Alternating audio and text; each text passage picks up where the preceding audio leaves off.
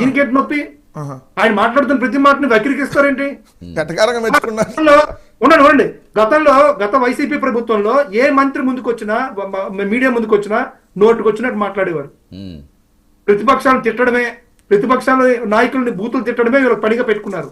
ఈ రోజు మా ప్రభుత్వ హయాంలో ఏ మంత్రి ముందుకు వచ్చినా ప్రభుత్వ పరిపాలన గురించి మాట్లాడుతున్నారు, పథకాల గురించి మాట్లాడుతున్నారు, చేస్తున్న అభివృద్ధి కార్యక్రమాల గురించి మాట్లాడుతున్నారు, చేయబోయే అభివృద్ధి కార్యక్రమాల గురించి మాట్లాడుతున్నారు. ఏ మంత్రిని తీసుకోండి, ప్రతి ఒక్క మంత్రి కూడా ప్రభుత్వాన్ని ఎలా గాడిలో పెట్టాలి, అధికారాన్ని వినియోగించుకొని అభివృద్ధి పదంలోకి ఎలా నడవాలి, వాళ్ళు తీసుకున్న శాఖకి ఎలా న్యాయం చేయాలని చెప్పి ప్రతి ఒక్క మంత్రి తలమునకలే ఉన్నారు. ఏ ఒక్కరైనా ఒక్క బూత్ మాట్లాడుతున్నారండి? ఏ ఒక్కరినైనా విమర్శిస్తున్నారండి? ఈ విషయంలో జెన్యూన్ గా చెప్పండి వెంకటరెడ్డి గారు, అలా అడగడం గురించి కాదు. ఇప్పుడు ఎవరైనా వ్యవస్థల గురించి మాట్లాడుతున్నారే కానీ మనుషుల గురించి మాట్లాడే సంస్కారం కొనసాగుతుంది అప్పుడు లేదు కదా? అవును సార్, నేను ఇంగిత జ్ఞానం లేదు, అదే చెప్పు. ఒక బీసీ మంత్రి చేత, ఒక బీసీ ఎమ్మెల్యే చేత ఇంగిత జ్ఞానం లేదని పత్రికల్లో రాపించి డైరెక్ట్ గా 10 సార్లు క్షమాపణ ఎవరు చెప్తున్నారు? పత్రికలో రాయించారు, ఇది చేయించారు, అది చేయించారు. పార్థసారథి బీసీ మంత్రి గౌతు లచ్చన్న గారి మనవరాలు గౌతు శిరీష వీళ్ళ చేత బహిరంగంగా క్షమాపణలు చెప్పించుకుంది మేమా, నారా లోకేష్, చంద్రబాబు నాయుడు గారా? వాళ్ళు ఏం తప్పు చేశారని క్షమాపణలు చెప్పించుకున్నారు? వాళ్ళు గౌతు లచ్చన్న గారి విగ్రహావిష్కరణ, అది గౌడ సంఘం ఆధ్వర్యంలో జరిగినటువంటి కార్యక్రమానికి వైసీపీ వాళ్ళు, తెలుగుదేశం వాళ్ళు, జనసేన వాళ్ళు అందరూ హాజరయ్యారు. అన్ని పార్టీల వాళ్ళు ఉన్నారు దాంట్లో హాజరైతే 1కి 10 సార్లు మంత్రి పార్థసారథి చేత క్షమాపణలు చెప్పించుకుంది మేమా, నారా లోకేష్, చంద్రబాబు నాయుడు గారా? అత్యంత గౌరవం, అద్భుత గౌరవం ఉంది కదా మంత్రులకి, అద్భుత గౌరవం ఉంది కదా. ఒక ఉప ముఖ్యమంత్రి ప్రశ్నిస్తున్నాడు అంటున్నారు.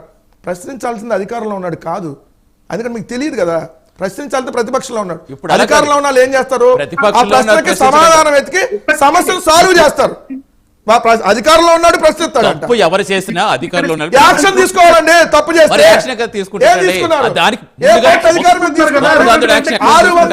టన్నుల రేషన్ బియ్యం దొరికితే అది ఎక్కడి నుంచి వచ్చింది? కుప్ప నుంచి వచ్చిందా, పిఠాపురం నుంచి వచ్చిందా, విజయవాడ నుంచి వచ్చిందా, ఏ నియోజకవర్గం నుంచి వచ్చింది? ఏ మధ్యలో చెక్ పోస్టులు ఎక్కడ ఉన్నాయి? ఎందుకు ఆపలేదు? ఎక్కడెక్కడ జరిగింది? అందరినీ సీజ్ ద షిప్ అన్నట్టు సీజ్ ద ఎంప్లాయీస్ చేసేయాలి కదా. నువ్వు మూవ్ కదా, అంతే తప్ప బెల్ట్ షాపులు, బెల్ట్ షాప్ చంద్రబాబు నాయుడు గారు ఏం చెప్పారు? బెల్ట్ తీస్తా 5 లక్షల ఫైన్ వేస్తా అన్నాడు. 140 బెల్ట్ షాపులు ఉన్నాయని నీ ఎమ్మెల్యే చెప్పాడు. 140 ఇంటూ 5 మందికి 5 లక్షలు ఎప్పుడు ఫైన్ వేస్తున్నారు? ఎప్పుడు వాళ్ళు అరెస్ట్ చేస్తున్నారు? అలా కాదు. ఇప్పుడు ఇక్కడ తప్పు జరిగింది అంటే ఇమీడియట్ గా యాక్షన్ తీసుకోవడమా, దాని మీద అసలు ఎక్కడ జరిగింది అనేది మొత్తం మూలాల నుంచి లాగడమా సరైన పద్ధతి? ఎన్నేళ్ళ పద్ధతి పెట్టండి. ఒక విషయాన్ని ఒకవేళ నిజంగా అదే చేస్తారు, అదే చేస్తే మీరు ఏమంటారు అది కూడా చెప్పండి. అదే చేస్తే మీరు ఏమంటారు? పలానా వ్యక్తి అని తెలిస్తే ఎంక్వైరీ చేసి తర్వాత చూసి వాడు ఎవరు బంధువు తెలుసుకుని, అంటే ఇప్పుడు చట్టాలు న్యాయాలు చేసి న్యాయస్థానాలు అన్ని కూడా ఇమీడియట్ కేసులు పెట్టాలి కదా. మీరు సార్ అధికారులు తప్పు చేస్తే యాక్షన్ ఎవరు తీసుకుంటారు? అదే వెంకటరెడ్డి గారు ప్రభుత్వమే కావచ్చు, రేషన్ మాఫియాని ఎప్పుడు కంట్రోల్ చేస్తున్నారు? మీరు అన్నట్టుగా మద్యం మాఫియాని ఎప్పుడు నియంత్రిస్తున్నారు? బెల్ట్ షాపులు నడుస్తా ఉన్నాయి. ఈ రోజు రాష్ట్రంలో 99 రూపాయలకి చీప్ లెక్క చీప్ గా అందించి ఈ రోజు స్కూళ్ళు పక్కన, నారాయణ స్కూళ్ళు, చైతన్య స్కూళ్ళు, ఈ రాష్ట్రంలో ఉన్నటువంటి అన్ని స్కూళ్ళు పక్కన, అంటే బడి పక్కన, గుడి పక్కన అన్ని చోట్ల విచ్చలవిడిగా మద్యం అమ్ముతున్నారు. ఇది డైరెక్ట్ గా పత్రికల్లో, టీవీలో వస్తున్నటువంటి విజువల్స్ ఉన్నాయి. ఎప్పుడు యాక్షన్ తీసుకుంటున్నారంటే ఆ ఉపము ప్రశ్నిస్తాడు. మీరు అలా కాదు,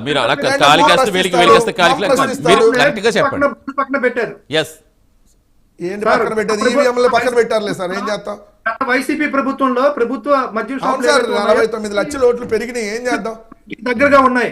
ఇప్పుడు ముత్తాతలు వచ్చి అర్ధరాత్రి ఓట్లు వేసారులే సార్, ఏం చేద్దాం? 49 లక్షల ఓట్లు అర్ధాంతరంగా పెరిగిపోతాయి. పోలీసు 151 సీట్లు ఎలా వచ్చాయి మరి మీకు? అప్పుడే ఓట్లు పెరగలా, అప్పుడు నిజాయితీకి వస్తే అప్పుడు ఓట్లు పెరగలా. ఇప్పుడు ఎట్లా ఓట్లు పెరిగినాయి అని అడిగా. ఇప్పుడు ఓట్లు ఎలా పెరిగినాయి? పోలింగ్ కి, కౌంటింగ్ కి. మేము గెలిచినప్పుడు పోలింగ్ రోజు ఎన్ని ఓట్లు ఉన్నాయి, కౌంటింగ్ రోజు అన్ని ఓట్లు ఉన్నాయి. మీకు ఎట్లా పెరిగినాయి? వెంకటరెడ్డి గారు సూటిగా అడిగిన క్వశ్చన్ టు ఆన్సర్ చెప్పడం నేర్చుకోండి. చేతగా మారిపోవడం. ఒక నిమిషం, అది కూడా మీరు కూడా సేమ్ అదే చెప్పాలి. మీరు కూడా అడిగిన దానికి సమాధానం చెప్పాలి. మీరు అక్కర్లేని కాదు కదా. ఇప్పుడు అడిగారు కదా, బాబు గారు ఇందాక అడిగారు కదా, మీకు ఎక్కడ కనిపిస్తుంది అది చెప్పండి. అంతేగాని మీరు అలా కాదు వెంటనే యాక్షన్ తీసుకోలేకపోయారంటే దానికి సమాధానం ఏముంటుంది? వెంటనే యాక్షన్ తీసుకోవడం దానికంటే ఒక ప్రాసెస్ ఉంటుంది. ఒక ప్రాసెస్ లేకుండా ప్రతిదీ కూడా ఇమీడియట్ గా యాక్షన్ అంటే అయిపోతుంది. అధికారం లేదు అంటే పెద్ద మాఫియా నడుస్తుందనే కదా ఇక్కడ. 3 రోజులు అయింది చెప్పి, రైట్? 3 రోజులు చెప్తా ఉన్నాడు. మాఫియా గురించి, క్యాబరేల గురించి, క్యాసినోల గురించి ఎందుకంటే ఆ భాష వీళ్ళకి బాగా తెలుసు. అవునవును, రేవు పార్టీల గురించి ముఖ్యమంత్రి చెప్పనివ్వండి సార్, ఒక నిమిషం చెప్పనివ్వండి. ప్రూఫ్ కాదండి, మీరు ఫోన్తోటి కాదు నోట్తో చెప్పండి సార్. వెంకటరెడ్డి గారు, ఈ రోజు పత్రికలో నన్ను అడిగినప్పుడు నేను సమాధానం చెప్పినప్పుడు వెంకటరెడ్డి గారు ఒక నిమిషం మాణిక్యరావు గారు మాట్లాడండి. మాణిక్యరావు కంటిన్యూ చేయండి, ఒక నిమిషం మాణిక్యరావు గారు కంటిన్యూ చేయండి. పారిపోతాడు ఏం కాదు, అతను పారిపోతాడు. నేను చెప్పేది వినమానండి. ఉప ముఖ్యమంత్రి, ఉప ముఖ్యము కాదు, నేర్చుకో. చేత కదా ఉప ముఖ్యమంత్రి. ఒక్క నిమిషం. ఎస్ వెంకటరెడ్డి గారు, మీరు వైకాపా అని రాశారు కదా, వైఎస్ఆర్ కాంగ్రెస్ పార్టీ అని రాయండి పూర్తిగా. షార్ట్ కట్ లో అట్లా పిలుస్తారు. ఉప ముఖ్యమంత్రి ఈ పనికి మాలిన భాష అంతా తెరవేంటప్పుడు ముఖ్యమంత్రి కూడా నేర్చుకో. నెంబర్ 1. నెంబర్ 2, దేవాలయాల మీద దాడులు జరిగినప్పుడు, వెండి విగ్రహాలు ఎత్తుకెళ్ళినప్పుడు, లేకపోతే దేవుడు తలలు నరికినప్పుడు, దేవుడు చేతులు నరికినప్పుడు, లేకపోతే ఈ రథాలు కాల్చినప్పుడు ఏ రోజు మీ ముఖ్యమంత్రి వాళ్ళని మంత్రులు పిలిచి మందలించాడు? మా ముఖ్యమంత్రి మందలిస్తున్నాడు. ఎవరైనా తప్పు చేస్తే క్షమించం, ఎవరు తప్పు చేయొద్దు, ప్రజలకి పరిపాలన అందించాలని చెప్పి చెబుతున్నాడు. మీ ఓడు హత్యలు చేసిన వాళ్ళు మందలించాడా? హత్యలు చేసిన అవినాష్ రెడ్డిని పక్కన పెట్టుకుంటున్నాడు కదా, మందలించాడా? మీరు మంచిగా మాట్లాడి నేర్చుకోండి. రామారావు చంపింది మీ చంద్రబాబు నాయుడు. అవినాష్ రెడ్డి గారి మీద అవినాష్ రెడ్డి చెప్పండి, పిచ్చి కుదురుస్తావు. ఒక నిమిషం వెంకటరెడ్డి గారు, రామారావు గారి మీద నగ్నంగా కార్టూన్ లేపించినటువంటి బతుకులు మీ పెట్టినటువంటి డిబేట్ కాకుండా పిచ్చిగా మాట్లాడావు. వాటికి నేను సమాధానం నోరేసుకొని వెంకటరెడ్డి గారు, మొత్తం తెలుసు మాణిక్యాలరావు. కామన్ సెన్స్ లేనటువంటి వాళ్ళని డిబేట్ కి అవును, రేవు పార్టీలు నిర్వహించాలి. కామన్ సెన్స్ లేదా? ఇది చూపించే నాకు కామన్ సెన్స్ లేదా? వెంకటరెడ్డి గారు చెప్పి చెప్పలేడు. వెంకటరెడ్డి గారు తర్వాత కంటిన్యూ చేద్దాం. ఒక్క నిమిషం, మీరు అలా కాదు, ఒక్క నిమిషం ఆగండి. మీరు డిబేట్ కనుక వెంకటరెడ్డి లాంటి 10కి మాలిన యదవని కూర్చోమనండి.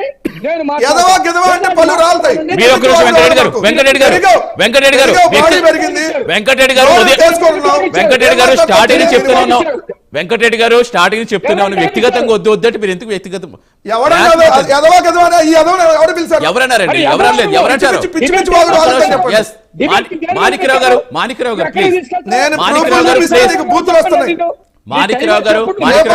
వెంకటరెడ్డి గారు ఆగండి ఒక్క నిమిషం.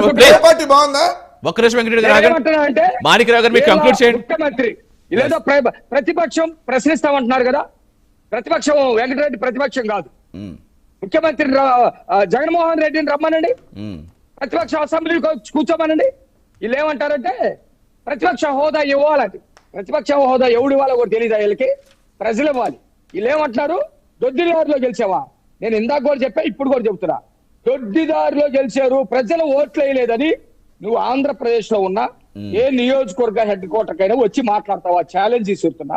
200% కేసులు కూడా వేశాం. చెప్పు, పల్నాడులో నువ్వు పల్నాడు అంటావు కదా, ఛాలెంజ్ ఇస్తున్నా. ప్రతి దానికి ఇక్కడ సమాధానం చెప్పొద్దండి, తర్వాత మాట్లాడాలి. నువ్వు ఛాలెంజ్ ఇస్తున్నా. నువ్వు గుంటూరు జిల్లా అంటావు కదా, గుంటూరు వస్తావా, గురజాల వస్తావా, మాచర్లు వస్తావా? వచ్చి వీళ్ళు దొడ్డిదారిన గెలిచారు, ఓట్లేదు ప్రజలని నువ్వు అనగలుగుతావా? దమ్ముందా? నెంబర్ 1, మీకు సంబంధించినటువంటి క్రిమినల్ గతంలో ఎమ్మెల్యేలందరూ తిట్టిన బూతులు, చేసిన హత్యలు, చేసిన డోర్ డెలివరీకి మీ ముఖ్యమంత్రి మాట్లాడాడు. ఆనాటి ముఖ్యమంత్రి. మేము ఈ రోజు చిన్న తప్పు జరిగితే మా ముఖ్యమంత్రి మాట్లాడుతాం. జోగి రమేష్ వచ్చి ఏం మాట్లాడాలి?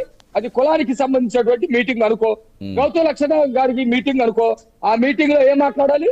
రాజశేఖర్ రెడ్డి ఒక్కడ మాత్రమే గౌతమ్ లక్ష్మణని బ్రహ్మాండంగా కొనియాడారా? ఆయన ఏ పార్టీలో ఉన్నాడు, ఎక్కడ పనిచేశారు? ఇలాంటి పిచ్చి గౌరవం ఉంటది. మేము గౌతమ్ లక్ష్మణ గారికి గౌరవం ఇచ్చి ఆయన వేరే పార్టీలో ఉన్నారు. మనవరాల్ని ఇంగితం లేదా అని మాట్లాడారు మీరు. వాళ్ళ మనవరాలకి ఇంగితం లేదని మాట్లాడారు. వెంకటరెడ్డి గారు సమయం ఇస్తాం సార్. వివరణ చెబుతున్నా. బీసీ ఎమ్మెల్యేల మీద, బీసీ మంత్రుల మీద మీరు పెడుతున్నటువంటి బూతులు, మీరు రాస్తున్నటువంటి రాతలు, వాళ్ళు కూడా ముఖ్యమంత్రి సాక్షాత్తు క్షమాపణ చెప్పించుకుంటాడా? జోగి రమేష్ ఏ తప్పు చేశారని క్షమాపణ చెప్పించుకుంటారండి? వస్తాడా? కాదండి, ఒక ముఖ్యమంత్రి ఒక్క నిమిషం. నారా లోకేష్ అనేటువంటి ఒక మంత్రి సదరు మంత్రి చేత ఇక్కడ క్షమాపణ ఇలాంటి చెప్పించుకుంటారా? తీసుకురావద్దండి. Right right right right Manikyarao garu yes yes బాబు గారు అలాగే సమాధానం చెప్పడానికి తీసుకురాలంటారు. అతనికి రేవ్ పార్టీ అన్న సమాధానం లేదు, అప్పులు చేసి ఏం చేశారన్న సమాధానం లేదు, ఉన్న ఉద్యోగాలు ఎందుకు తీశారన్న సమాధానం లేదు. Yes. మాట్లాడితే వెంకటరెడ్డి గారు వెంకటరెడ్డి గారు yes yes ఫైనల్ గా బాబు గారు సమయం అవుతుంది. బాబు గారు కంక్లూడ్ చేయండి. అరే రేవ్ పార్టీ బాగుందా అని అడిగా. రైట్ మాణిక్యరావు గారు పార్టీ yes వెళ్ళారా yes మీరు కూడా నిన్న అడిగా. సార్ మీరు ఫోన్లు ఎందుకు సార్ వెంకటరెడ్డి ఫోన్ కింద పెట్టండి. ఫోన్ లో ప్రూఫ్ లేటండి అస్తమానం పెట్టండి. పేపర్ ప్రూఫ్ అండి, పేపర్ ఇస్తారు పేపర్ తెలంగాణ ఉన్నాం కదా. Yes. సమాధానం చెప్తా పేపర్ నీ ఎమ్మెల్యే నేను సమాధానం చెప్తా. ఎవడు అసలు రైట్ రైట్ ఒక్క నిమిషం yes ఏంది స్థాయి మరి బాబు గారు ఎమ్మెల్యే బాబు గారు కంక్లూడ్ చేయండి. బాబు గారు కంక్లూడ్ చేయండి. సార్ ఇప్పుడు ప్రజాస్వామ్యం అంటే ఇలాంటి వాటిని తీసుకొచ్చి డిబేట్ లో Yes, yes. అదే Yes, మహిళలతో మాణిక్యరావు అసలు గారు. విషయాలు తీసుకొచ్చేసే వాళ్ళు తీసుకురావాలి. వెంకటరెడ్డి గారు అసలు ఎక్కడ అసలు పాయింట్ టు పాయింట్ వెళ్ళకుండా ఎక్కడండి ఇది? ఎస్ బాబు గారు కంక్లూడ్ చేయండి. దానికి అడ్డం పడితే ఇవతలకి మరీ చిరాకు వచ్చేస్తుంది సార్. దానికి అడ్డం పడి మాట్లాడితే కరెక్ట్ కాదు. అనువనువున క్రైమ్ పెట్టుకోవడం వాళ్ళు డిబేట్ పెట్టుకోవాకండి. రైట్ రైట్ మాణిక్యరావు గారు డిబేట్ కి ఎస్ మాణిక్యరావు గారు ఎస్ ఎస్ బాబు గారు ఇది కంక్లూడ్ seize చేయండి. the ship, బాబు గారు చెక్క కంక్లూడ్ భజన, చేయండి. వీళ్ళని చేసే వాళ్ళని తీసుకురావాలి. వెంకటరెడ్డి గారు ఒక్కసారి ఆగండి. బాబు గారు కంక్లూడ్ చేయండి. గంట అవుతుంది డిబేట్ అయిపోతుంది. అప్పులు చేసి ఏం చేశారన్న 67,000 కోట్లు సమాధానం వెంకటరెడ్డి లేదు. మూవ్. వెంకటరెడ్డి వాలంటీర్లు ఎప్పుడు వెంకటరెడ్డి గారు కంటిన్యూ సమాధానం లేదు. ముందు నుంచి చివరి వరకు ఇదే పాఠమా? ఒక్క మరి వద్దా ఏం చెప్పాలి? చెప్పండి కంక్లూడ్ చేయనివ్వండి. మీరు అడిగారు చెప్పండి ఇక భజన చేసుకోమనండి ఇంకెందుకు.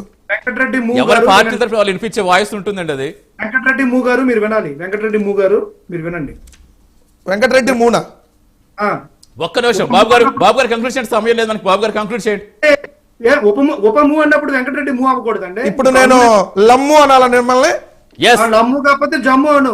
ఎస్ అరే నువ్వు దేనికి వచ్చావు డిబేట్ కి? కనీసం మినిమం డెకమ్ మెయింటైన్ వెంకటరెడ్డి గారు బాబు గారు సిగ్గా వెంకటరెడ్డి గారు ఎస్ ఉపము అంటే ఉప ముఖ్యమంత్రి ఉపమునే అంటారు. బుర్ర నీకు అసలు? ఉపమునే అంటారు. నీకు బుర్రలో నేనే గుర్తు నేనే పట్టాభిలాగా లేదంటే మీ పవన్ కళ్యాణ్ లాగా బూతులు మాట్లాడట్లా. వ్యక్తిగతంగా వెళ్ళొద్దని చెప్తున్న మీ పవన్ కళ్యాణ్ లాగా చెప్పులు తీసుకున్నా డాషులారా పేకలు మిసికి చంపేస్తున్నా డాషులారా లేదంటే లంభాష దెంభాష ముంభాష మాట్లాడటలా. మినిమం సెన్స్ లేదు. ఎస్ వెంకటరెడ్డి గారు ఒక్క నిమిషం. రాత్రి తాగి ఒక్క నిమిషం. వెంకటరెడ్డి గారు బాబు గారు కంక్లూడ్ చేయండి. టైం అయిపోతుంది. ఎస్ సార్ ప్రభుత్వంలో ఉంటేనే పరదాలు కట్టుకొని తిరుగుతానంటే అలాంటి వ్యక్తిని ప్రజలు హర్షించరు, ప్రజలు గౌరవించరు. ప్రజలంటే ఇలా గౌరవం ఉంటే ప్రజాస్వామ్యం